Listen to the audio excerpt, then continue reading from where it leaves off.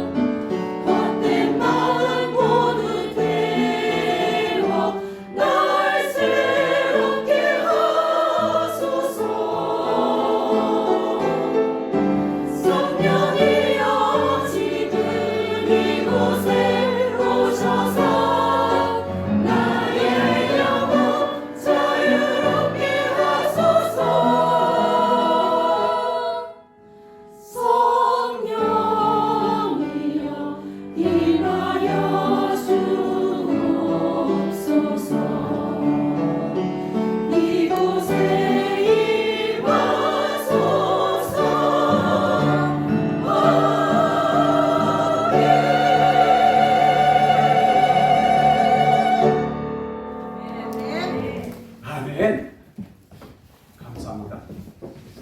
성령님께서 이 시간 이곳에 임하셔서 우리의 심령을 새롭게 하시고 역사하여 주시기를 소망합니다. 아멘. 옛날에는 철모르는 어린 시절부터도 결혼에 대한 꿈이 있었죠. 그래, 어린 여자아이들은 백마를 탄 신랑을 꿈꾸고, 또 남자애들은 예쁜 공주와 같은 사람을 만나서 결혼하는 것을 꿈꾸었어요. 젊어서부터 얼마나 결혼하고 싶어서 안달이었는지 보통 20세를 결혼 전년기라 그렇게 보았습니다. 그런데 요즘은 젊은이들이 결혼에 대한 꿈이 별로 없는 것 같아요. 그러면서 결혼 정년기가 30대로 늦추어졌습니다. 심지어 결혼하지 않고 혼자 살겠다고 하는 젊은이들도 있어요. 이런 유머가 있습니다. 태초에 하나님께서 땅을 창조하셨다. 그리고 휴식하셨다. 그 다음에 하나님은 흙으로 남자를 창조하셨다. 그리고 휴식하셨다. 그 다음에는 하나님께서 남자의 갈비뼈로 여자를 창조하셨다. 그 이후로는 하나님도 남자도 휴식이 없었다.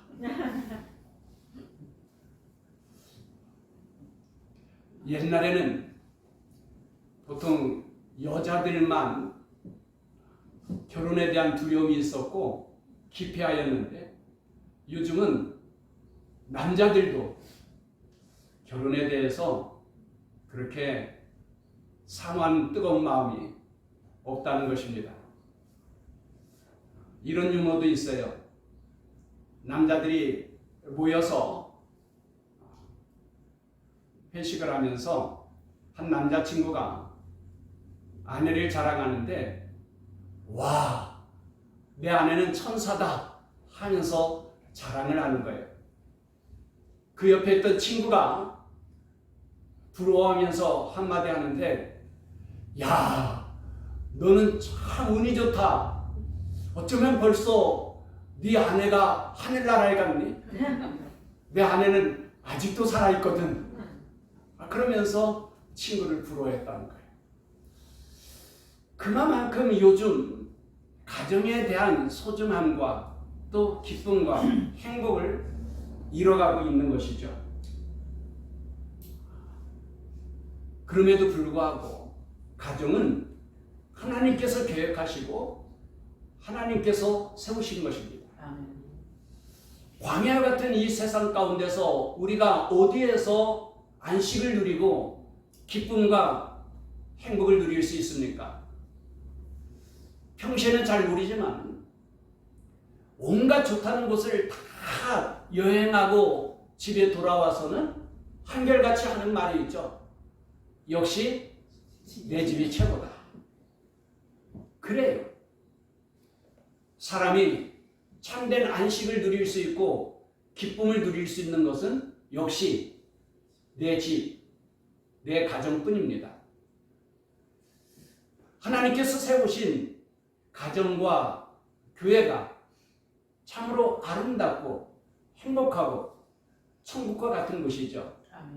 그런데 사람이 세운 것도, 사람의 작품도 얼마나 훌륭한지 몰라요. 하나님의 형상을 따라 지음받은 사람도 하나님과 같은 창조적인 힘과 능력으로 놀라운 일들을 이루게 되는데, 예술가들의 작품을 본다든지 아니면 사람이 지은 웅장하고 멋진 건물을 보면서 감탄하지 않을 수가 없어요. 사람이 만든 것도 참으로 아름답고 훌륭합니다. 그러나 사람의 힘으로, 사람의 능력으로 할 수 없는 일들이 있습니다. 18세기 계몽주의 이후로 18세기 인간은 하나님의 도움 없이도 얼마든지 인간의 힘과 능력으로 행복할 수 있고 또 지상낙원을 이룰 수 있다고 믿었어요. 그러나 세계 제1차 대전 그리고 세계 제2차 대전을 겪으면서 이 무서운 전쟁을 치르며 인간이 한계성을 느끼게 되죠. 인간의 이성만 가지고 되는 것이 아니구나. 인간이 이룬 기술과 과학은 오히려 더 무서운 무기를 개발하게 되고 그래서 더욱 비극적이고 비참한 결과를 가져올 수 있구나. 더욱이 현대에 일어서는 자원의 고갈과 그리고 환경의 오염과 파괴를 보면서 이제 인류는 그야말로 종말을 향하여 치닫고 있음을 깨닫게 되고 그러면서 누구나 다 공통적으로 지금은 말세지말이라고 말들 합니다. 사람의 힘이나 능력이 굉장하고 놀라운 것 같지만 그 힘과 능력으로 할 수 없는 일들이 있다는 것입니다. 사람의 힘과 능력으로 할 수 없는 일이 무엇인가? 그것은 바로 죄와 죽음의 문제입니다. 로마서 3장 23절에 모든 사람이 죄를 범하였음에 하나님의 영광에 이르지 못하더니 라고 말씀하셨어요. 모든 사람이 다 죄로 말미암아 하나님의 그 은혜와 축복을 누리지 못하게 되었다는 거예요. 사람은 죄 가운데서 태어나고 살면서도 많은 죄를 짓게 됩니다. 생각으로 짓는 죄도 있고요. 말로 짓는 죄도 있고요. 행동으로 짓는 죄도 있습니다. 모르면서 짓는 죄는 몰라서 그렇다고 말할 수 있지만은 그러나 알면서도 내가 그러면 안 되지 하면서도 죄를 짓는 경우도 많이 있어요. 예를 하나 든다면 담뱃갑에 아주 무섭고 흉측한 사진들을 찍도록 했어요. 담배를 사서 피면서 그 담뱃갑에 사진을 보게 되죠. 그 무섭고 흉측한 사진이 무엇을 뜻합니까? 당신도 이 담배를 피지만 이 담배를 필 때에 구강암에 걸릴 수도 있고 폐암에 걸릴 수도 있고 인공호흡기를 달고 지내야 될 수도 있습니다 하는 경고 표시죠. 건강에 좋다는 거에 해롭다는 거예요. 담배를 피면은 당신이 건강을 잃어버리고 이와 같이 비극적이고 비참해질 수 있다는 거예요. 그런데 담뱃갑의 그 사진을 보면서도 사람들이 담배를 펴요, 안 펴요? 알면서도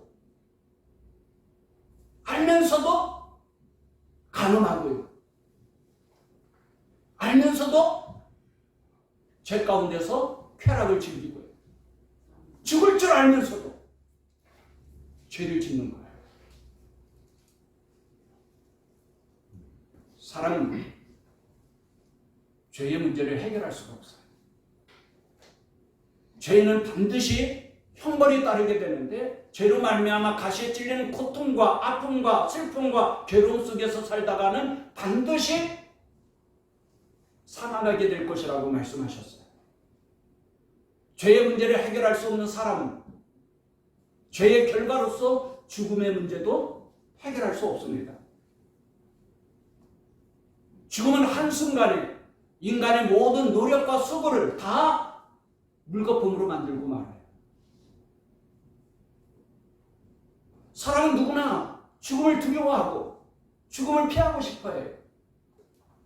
하지만 진시 황제가 그랬듯이 그 어떤 영웅 호걸도 죽음을 피해가지 못했어요.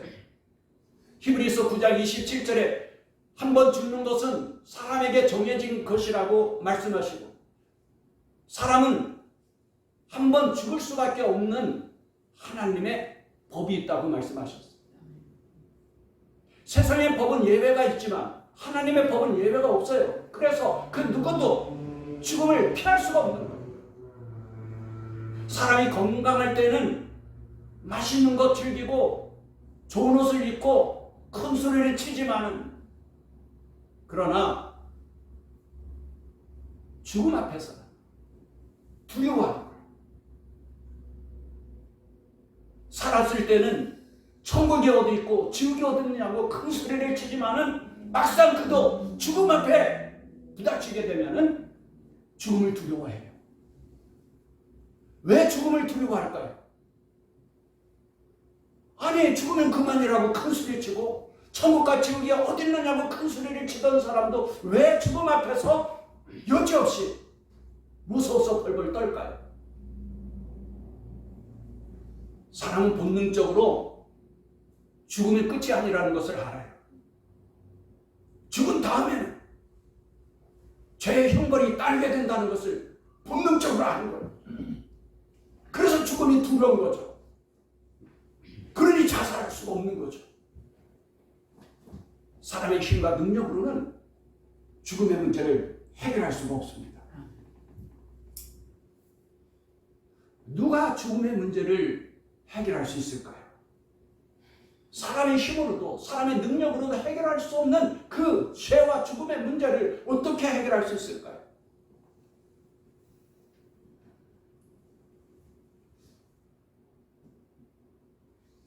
오직 하나님의 영으로 성령으로 된다라고 말씀하십니다.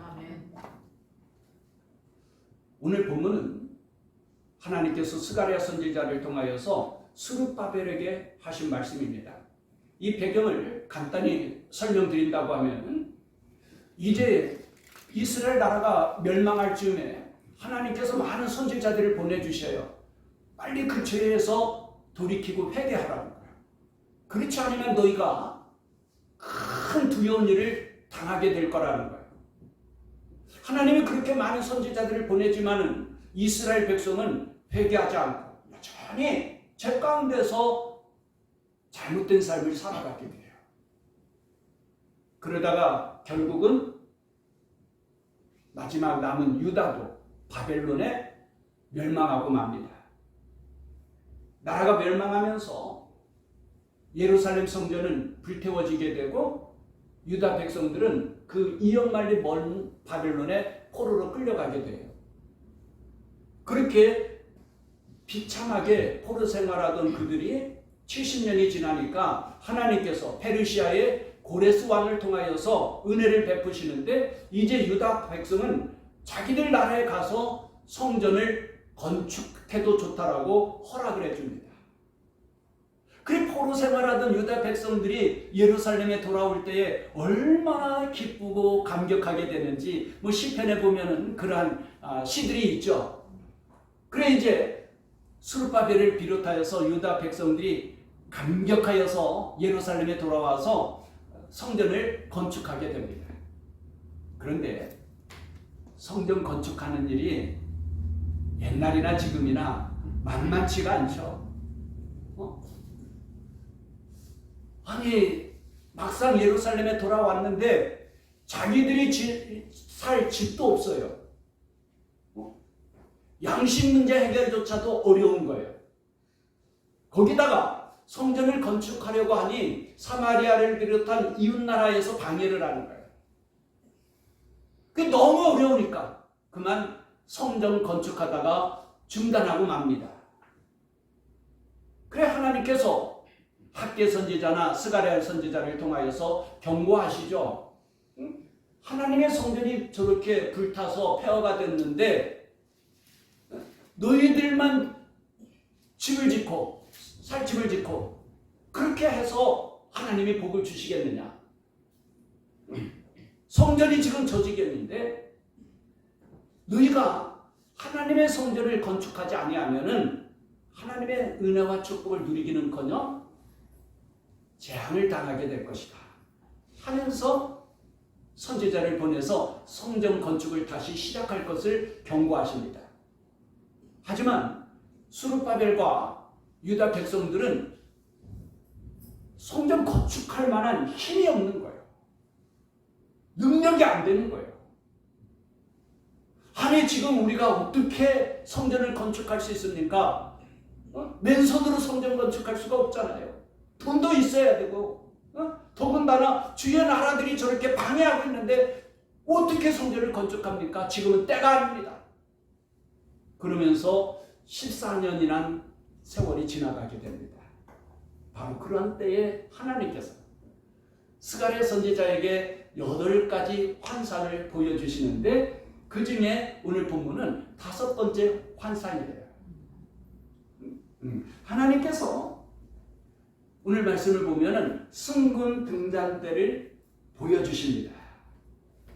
그 승군 등잔대 위에 그릇이 있는데 그 그릇 위에 등대가 7개가 있어요. 근데 이 등대에 불을 켜려면은 뭐가 있어야 됩니까? 기름이 있어야 되잖아요. 그래 등대에 기름을 공급해 주기 위해서 양쪽 옆에 큰 감람나무가 있어서 감람유 그러죠. 올리브유. 감람나무가 있어가지고는 거기서 기름이 7관 관을 타가지고는 등대에 7등대를 불을 밝혀주는 거예요. 그래 이것을 이제 설명을 해주는데 성경에서 등대는 성전을 뜻합니다. 곧 오늘의 교회를 뜻하죠. 요한계시록에도 7등대가 나오잖아요. 그게 곧 교회입니다. 7촛대는 곧 7교회라 주님께서 말씀하셨어요. 교회는 세상의 등불입니다. 어두운 세상을 밝힐 수 있는 빛이에요. 옛날이나 지금이나 하나님은 언제나 교회를 통하여서 어두운 이 세상을 밝히 비추도록 하셨어요. 멸망당할 수밖에 없는 이 세상을 구원할 수 있는 유일한 길이 어디 있는가? 바로 교회라는 거예요. 교회를 통하여서 구원의 빛이 비추어지고 생명의 빛이 비춰질 수 있는 거예요.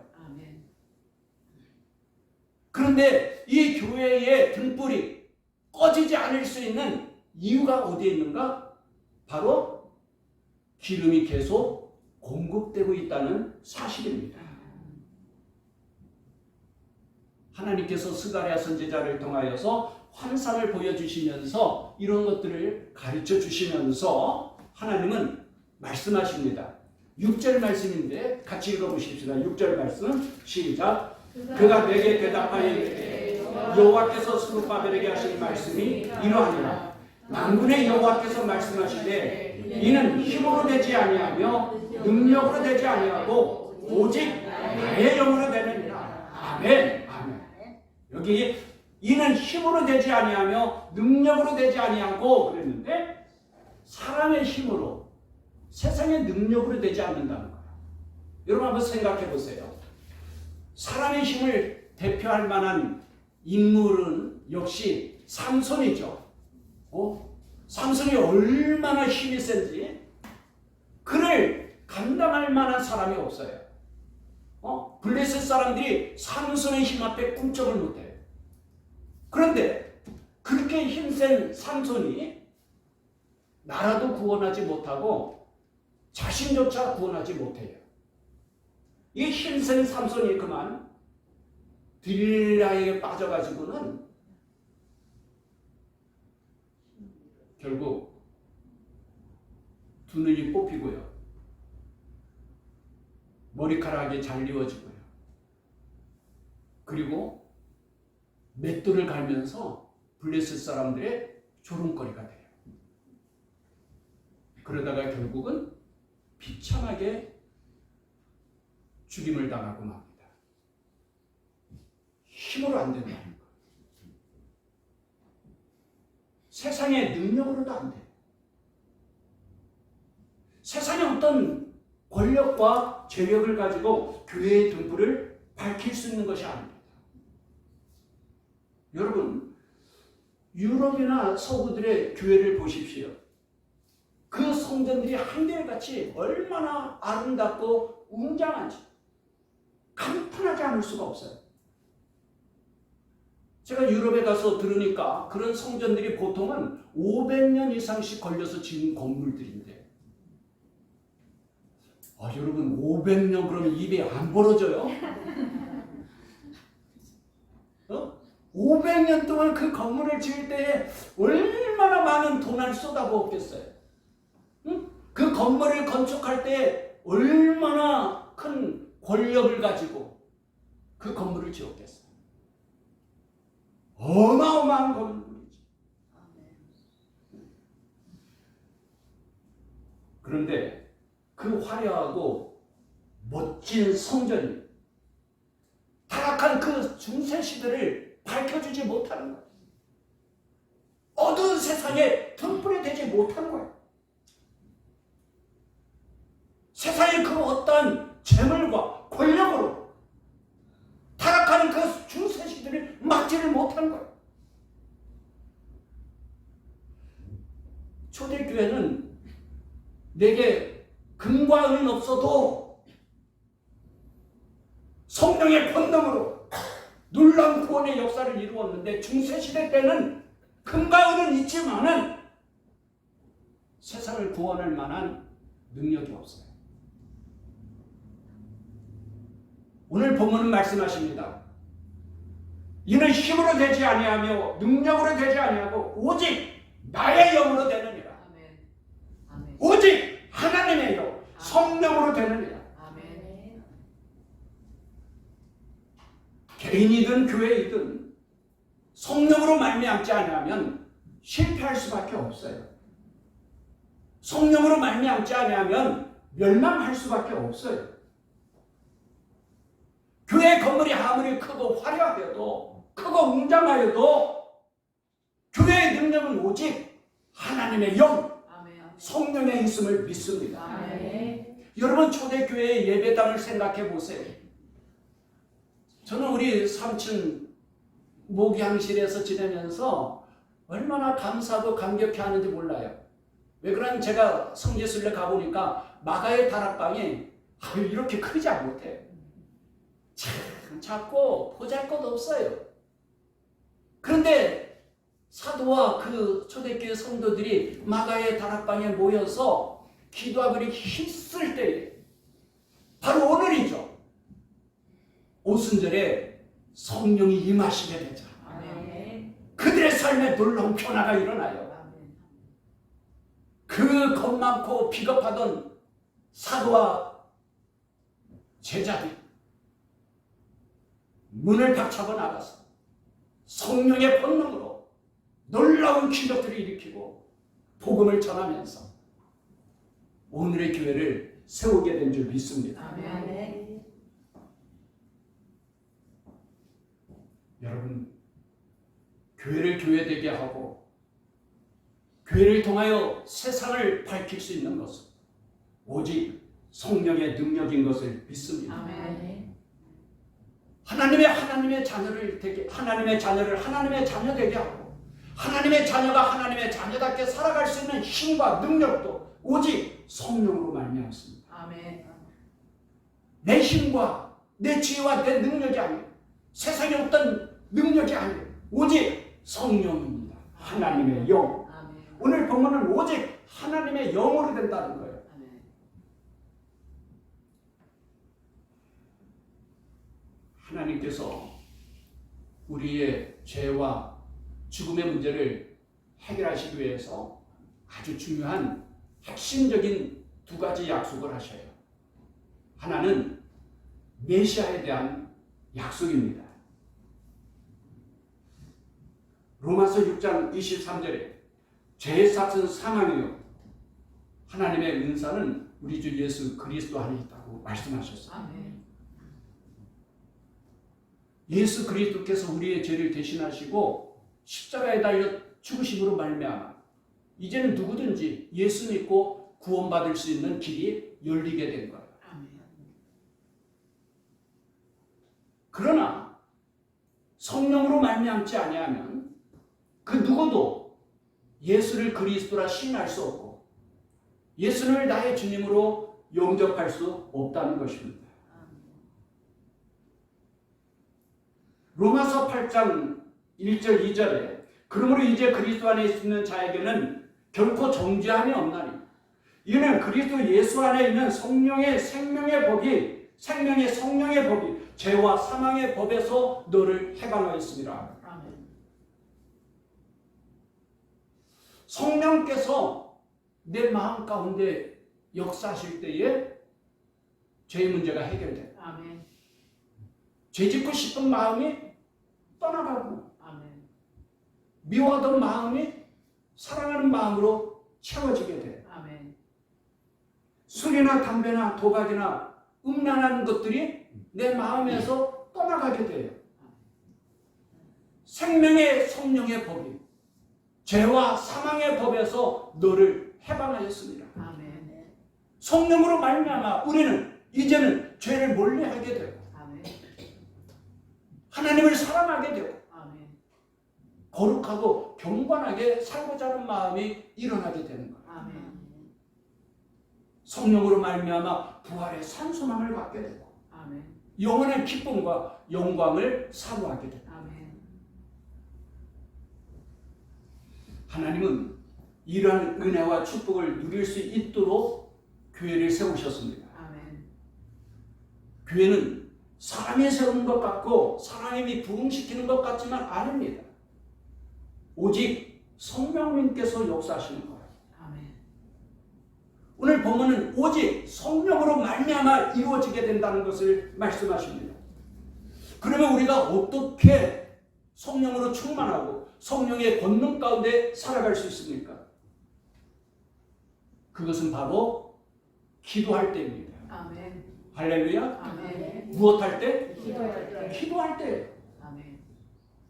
부활하신 주님께서 제자들에게 말씀하십니다. 너희는 예루살렘을 떠나지 말고 내게서 들은 바 아버지께서 약속하신 것을 기다리라. 성전을 떠나지 마라. 아버지께서 약속하신 것을 기다리래요. 아버지께서 무엇을 약속하셨어요? 아버지께서 약속하신 것이 무엇입니까? 앞에서도 잠깐 말씀을 드렸지만은 하나님께서 우리에게 주신 가장 중요한 핵심적인 두 가지 약속이 있어요. 하나는 바로 메시아에 대한 약속이고 다른 하나는 바로 하나님의 영, 성령에 대한 약속이에요. 그 성령을 기다리라는 거예요. 아멘. 성령. 그래서 제자들은 주님의 말씀을 따라서 예루살렘을 떠나지 않고 마가의 다락방에서 힘써서 기도합니다.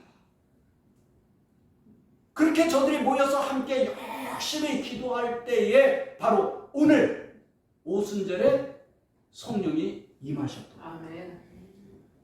그때부터 제자들이 제자다운 삶을 살아가게 되는 거죠.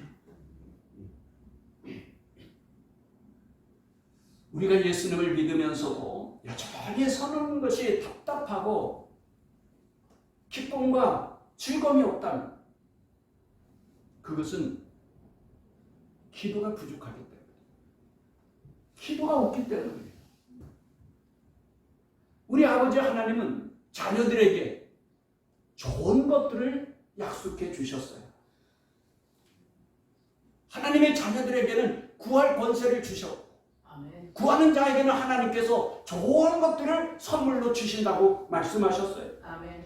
그래서 누가복음 11장 13절에 우리 주님께서 말씀하셨죠. 너희가 악할지라도 좋은 것을 자식에게 줄 알거든. 하물며 너희 하늘 아버지께서 구하는 자에게 성령을 주시지 않겠느냐. 아멘. 누구에게 성령을 주시지 않겠느냐? 구하는 자에게. 너희가 악할지라도 자식에게 좋은 것을 줄 줄 알거든 하물며 하늘에 계신 아버지께서 구하는 자에게 성령을 주시지 않게. 주님께서는 기도 외에는 이런 유가 나갈 수 없다고 말씀하시면서 기도 외에는 귀신을 쫓아낼 권능이 없다는 거예요. 기도 없이는 할 수 없다는 거예요. 기도는 하나님을 하나님 되게 하고 하나님의 자녀를 하나님의 자녀답게 만들어주는 거예요. 이 기도가 없으면 하나님의 자녀들인 우리의 실상도 고아처럼 초라하고 불쌍하게 외롭게 살아갈 수밖에 없는 거예요.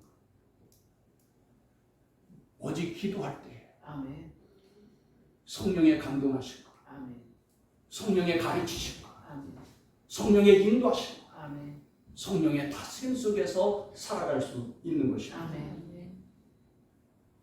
우리가 아는 대로 베드로는 예수님과 3년 동안 함께 지냈어요.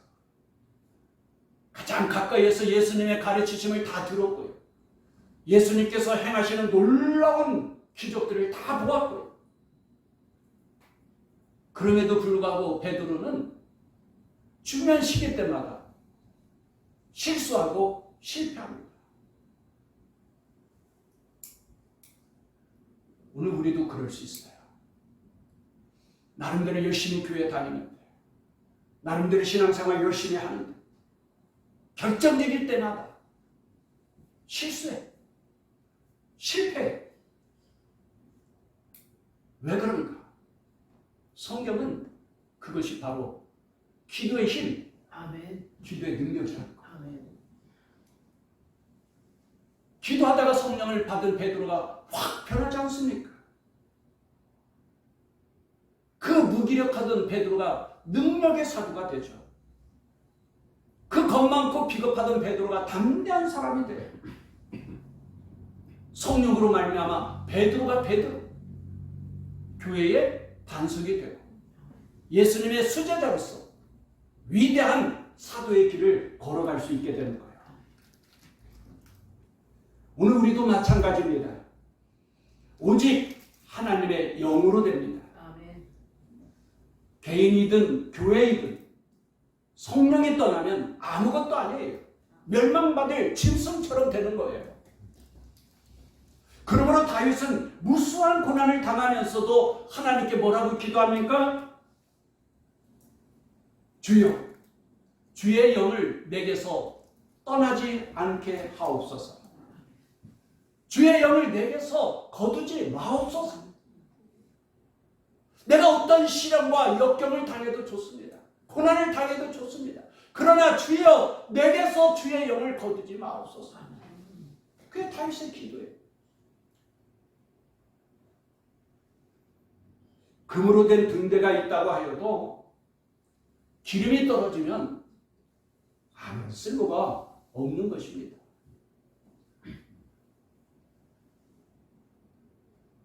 오직 하나님의 영, 성령의 기름이 있어야 합니다. 저는 그 에쿠스 외에는 고급 자가용을 잘 몰라요. 그래서 그냥 에쿠스로 예를 들게요. 아무리 고급 자가용인 에쿠스가 있어도 기름이 떨어지면 제 역할을 못하는 거예요. 여러분 한번 생각해 보세요. 멋진 에쿠스를 타고 신나게 달리는데 그만 기름이 떨어졌어요. 흔히 앵꼬 났다 그러던데 기름 떨어져서 시동이 꺼지고 말았어요. 그러면 그때부터는 그 럭셔리한 에쿠스도 무거운 짐짝에 불과하죠. 여러분 한번 생각해 보세요. 막 반짝반짝 빛나는 그 고급성 응차를 타고 달리는 것이 아니라 뒤에서 끙끙대면서 밀고 가는 모습을 한번 생각해 보세요. 차라리 키코 밀고 가는 것이 낫습니다. 그렇잖아요. 신앙생활도 마찬가지. 신앙생활이 얼마나 놀라운데, 구원받은 그 기쁨이 얼마나 큰데, 우리가 믿음으로 살아갈 때 하나님께서 우리에게 약속하신 은혜와 축복이 얼마나 놀라운데, 그래서 성경은 우리가 날마다 잔치하는 자와 같이, 축제를 즐기는 자와 같이 왕자답게, 왕같은 제사장으로 멋지게 살 수 있다고 하는데,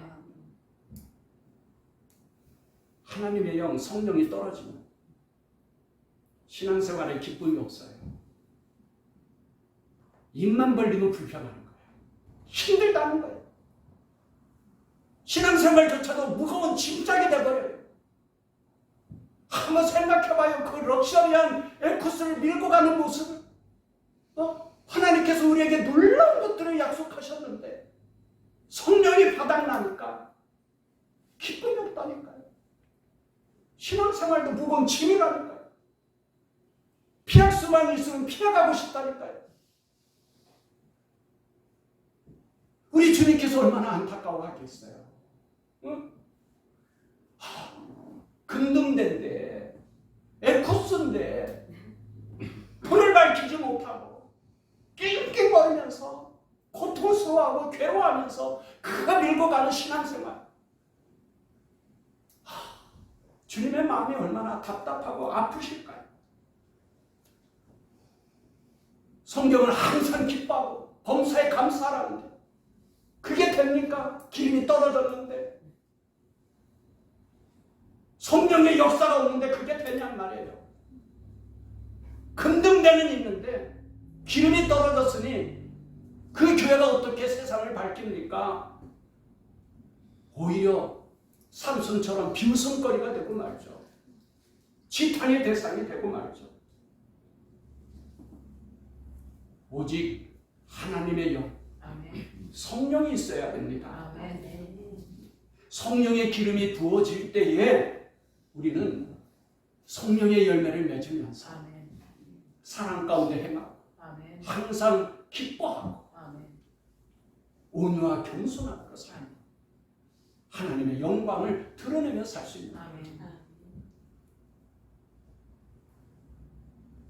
이제 우리가 성령을 사모하며 내 안에 계신 성령님을 인정하고 그 성령님의 감동하심과 가르쳐주심과 다스림 속에서 살아가기를 위하여 힘써야 될 줄로 믿습니다.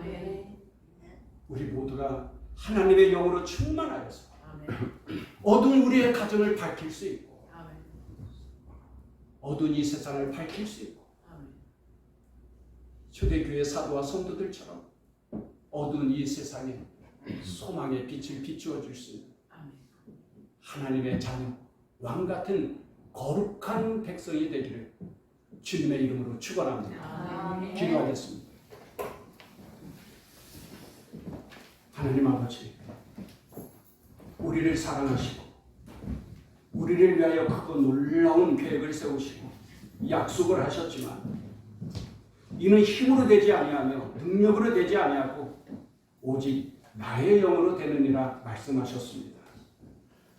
이제 우리가 성령 강림절을 맞이하여서 성령의 감동하심과 인도하심과 다스림을 사모하며 기도하게 하여 주셔서 내 힘이나 내 의지나 내 노력으로 세상의 어떤 수단과 방법으로 사는 것이 아니라 성령의 능력으로 성령의 역사심으로 살아가게 하여 주셔서 우리 아버지 하나님의 뜻을 이루고 우리 아버지 하나님께 영광을 돌리게 하여 주옵소서. 예수님의 이름으로 기도합니다. 아멘.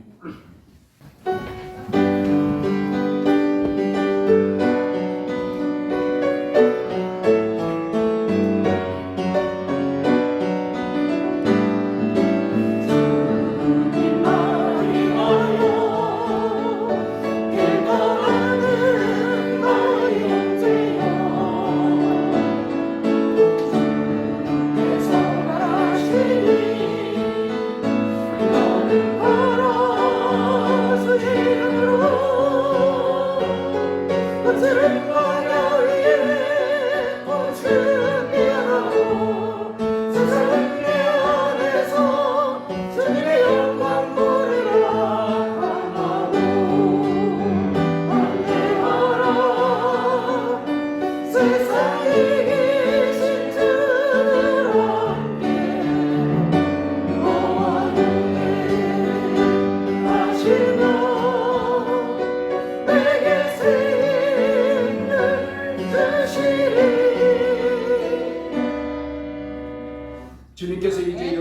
세상으로 보내십니다. 보냄받은 가정에서 또 직장에서 그리고 지역에서 그리스도의 제자로 전도하며 선교사의 삶을 사십시오. 아멘. 주님께서 여러분과 항상 함께 하십니다. 아멘. 여러분은 세상의 빛이요 소금입니다. 아멘. 지금은 우리를 구원하신 예수 그리스도의 은혜와 하나님 아버지의 크신 사랑과 아멘. 성령님의 교통하시며 충만하심, 아멘. 오직 하나님의 영 성령을 사모하고 성령의 권능을 덧입어 살기를 결단하고 돌아가는 주의 자녀들 가운데 영원토록 함께 하시기를 축원하옵나이다. 아멘. 아멘.